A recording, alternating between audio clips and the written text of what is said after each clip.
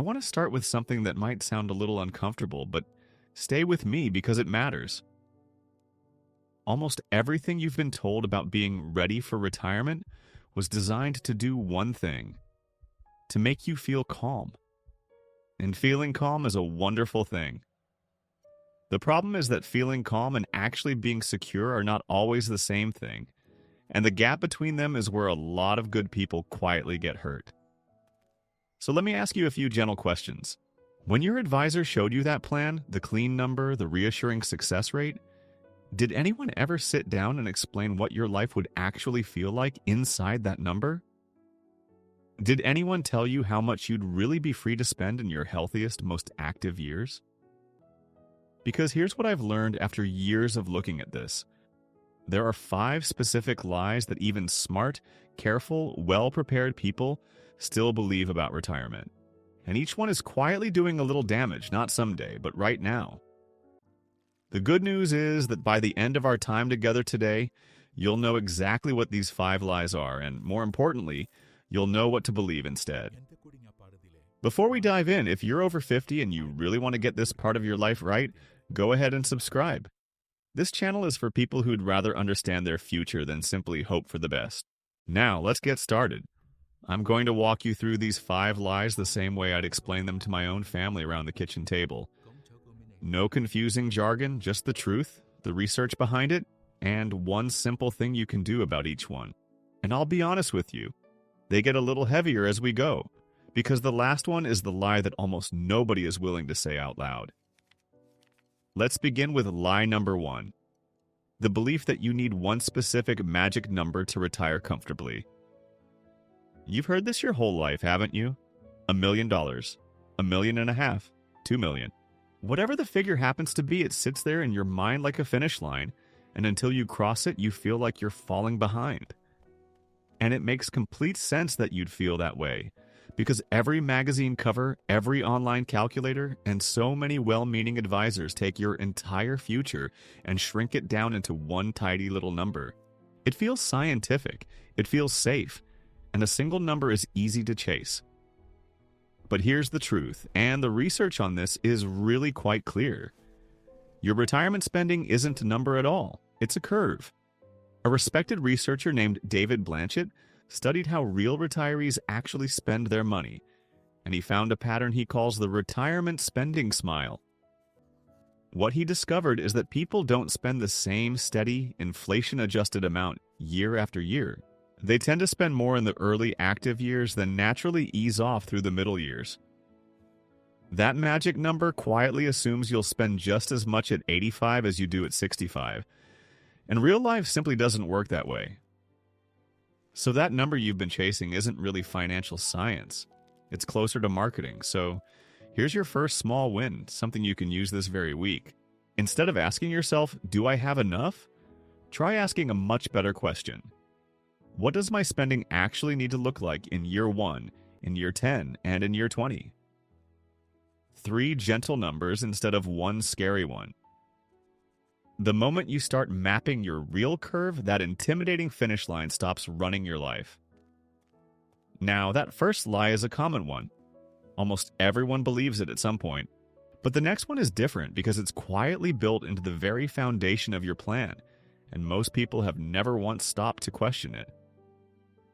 Lie number 2 is the belief that the 4% rule will keep you safe. Maybe you've had it explained to you like this: withdraw 4% in your first year, adjust it for inflation each year after, and you'll never run out of money. It's clean, it's simple, and it's wonderfully reassuring. And I completely understand why you'd trust it, because it actually came from real research.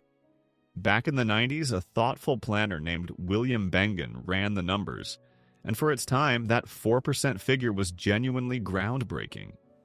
It became the rule everyone repeats simply because it's easy to remember and it sounds responsible. But here's what often gets left out of the conversation. Bengen's rule was built on a very specific set of historical conditions, and it's rigid. It doesn't really respond to the world as it actually unfolds. Michael Kitches and other researchers have shown the trouble from 2 different directions. On one side, if a rough market arrives early in your retirement, something called sequence of returns risk. Following the rule too strictly can genuinely hurt you. But here's the part that surprises almost everyone. Far more often, the 4% rule pushes people into the opposite mistake. It quietly leads them to underspend. Many folks who follow it end up passing away with enormous amounts of money still untouched, having denied themselves for decades out of a fear that never came true. So in a very real sense, the rule didn't keep them safe. It just kept them anxious. And that's exactly why researchers have since moved toward flexible guardrail strategies that adjust along the way, instead of one rigid rule set in stone. So here's your small win for this one. Bring a single question to your advisor and gently watch how they respond. Ask them, what exactly would happen to my withdrawal rate if the market dropped 30% in my second year of retirement?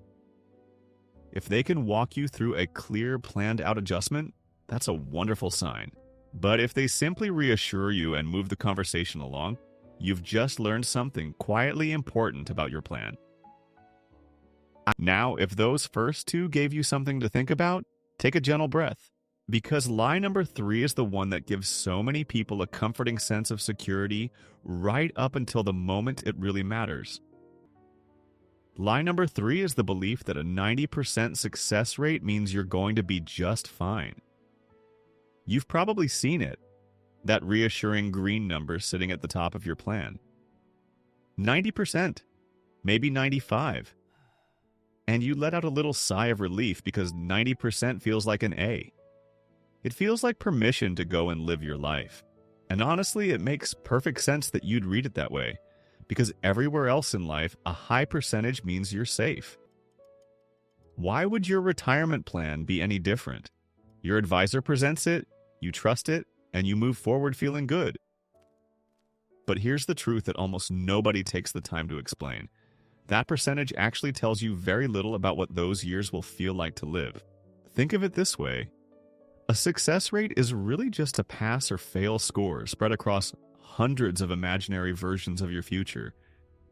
It doesn't tell you anything about what life looks like inside the futures that happen to pass. You could land in one of those successful scenarios and still spend 20 years quietly afraid to spend $1. Skipping the dinners out, putting off the trips, watching every little expense, simply because a rough early market shook your confidence and you never quite got it back. On paper, your plan succeeded beautifully. In real life, it felt like getting by.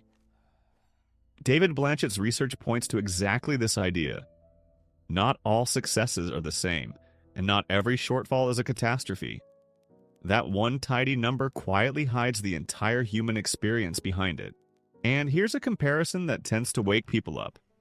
80% sounds perfectly safe until you remember that Russian roulette gives you roughly an 83% chance of walking away. Suddenly that safe number feels a little different, doesn't it? So here's your small win for this one. The next time you see your probability of success, don't just nod along at the number. Ask the question that really matters. In the scenarios where my plan succeeds, what does my actual lifestyle look like? Am I traveling and helping the people I love? Or am I cutting everything back just to keep that number green? That single question turns a cold statistic back into a real life. Let me pause here for just a moment, because I'd love your help with something. We're a little past the halfway point now, and I genuinely do read the comments on these videos. So let me ask you, honestly, which of these lies have you believed the longest? Go ahead and share it down in the comments. And if any of this is landing for you so far, give the video a like. It's a small thing, but it quietly tells the algorithm to show this to other people your age who are believing these very same things without even realizing it. Alright, let's keep going. And now we arrive at the lie that people tend to argue with me about the most, because this is the one that's quietly costing you something you can never buy back. Lie number 4 is the belief that you should naturally spend less as you get older. It sounds responsible, doesn't it? Tighten things up, be careful, ease off the spending as the years go by. It feels like wisdom. It feels like the sensible, grown-up thing to do. And I truly understand why you'd believe it, because you spent your entire life being a saver. Saving was the virtue. Saving became part of who you are. For decades, every dollar you didn't spend felt like a small victory, and no one ever really teaches you how to gently switch that instinct off. So it just keeps running, even long after you've already won the game. But here's the truth, and this one is genuinely tender for a lot of you. Yes, total spending does tend to drift downward with age, but the reason behind it matters enormously. It isn't that older retirees suddenly become wiser and more frugal. It's that they slow down. They simply can't do as many of the things they used to love. Researchers often describe retirement in 3 gentle stages: the go-go years, the slow-go years, and the no-go years. Your go-go years? The time when you can still travel, still take the walk, still hop on the plane to see the grandchildren, still happily say yes? Those years are precious, and they're shorter than almost anyone expects. And here's the part that quietly breaks my heart. Study after study shows that a great many retirees pass away with more money than they had on the day they retired. Just let that settle for a second. They gave up experiences they could never get back, all to protect a balance they never actually spent. They were so worried about running out of money that they ended up running out of time instead. So here's your small win, and it's a wonderful one. Try building 2 budgets instead of 1. The first is your essential floor, what you truly need to feel safe no matter what life brings. You protect that one carefully. The second is your life budget, what you need to actually live the retirement you always pictured. Guard the floor, yes, but spend the life budget on purpose and without guilt. Because your future self, sitting in the no-go years, would give just about anything for the trips your present self is feeling too nervous to take. All right, take a gentle breath with me, because this last one is the lie that quietly ties all the others together. If you found yourself believing the lies on this list so far, there's usually a single reason sitting underneath all of them. And this is it. Lie number 5 is the belief that if your advisor tells you you're fine, then you really are fine. This is the big one, the one that almost nobody ever stops to question. You sat down across from a professional, someone with the credentials, the software, and the calm, confident voice. They looked over your numbers and said, "You're in good shape." And you believed them. Of course you did. That's exactly what they're there for. And let me be very clear, because this matters to me. I'm not here to tell you your advisor is some kind of villain. Most of them are genuinely good, hardworking people who truly want to help you. You believe them because trusting an expert is the reasonable, sensible thing to do. None of us can be an expert in everything, and handing this over feels responsible. But here's the truth, and it might be the most important thing I share with you today. Most retirement plans are quietly built to optimize a single number, not your actual life. The software your advisor uses is usually designed to maximize one thing above all, that probability of success, the green number we keep coming back to. And here's the gentle problem hidden inside that. The easiest way to push that number up toward 95% is for you to spend a little less, take a little less risk, and live a little smaller. A plan can be technically flawless and, at the very same time, quietly disappointing to live inside. Your advisor can be completely right on paper and still not quite see the life you actually want to live. Because very often, what the system is really optimizing for isn't your happiness. It's making sure nothing goes wrong, that nobody ends up upset, that the plan can never be blamed. A plan that gently nudges you to spend cautiously and leave $2 million behind is, from that point of view, a perfect plan. But from the standpoint of the one life you actually get to live, it might be a quiet missed opportunity. And if a certain product or guarantee ever comes up and you feel a small flicker of hesitation in your gut, it's okay to gently listen to that instinct.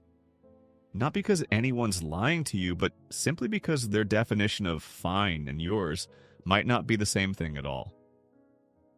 So here's your small win, and it's really just one question that can change the entire conversation. The next time you sit down with your advisor, instead of asking, "Am I going to be okay?"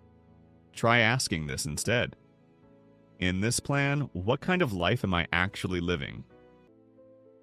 And then notice how they answer. If they can only respond in percentages and projections, and they can't really describe your days, the trips, the giving, the freedom, the yeses, then you don't need a better number.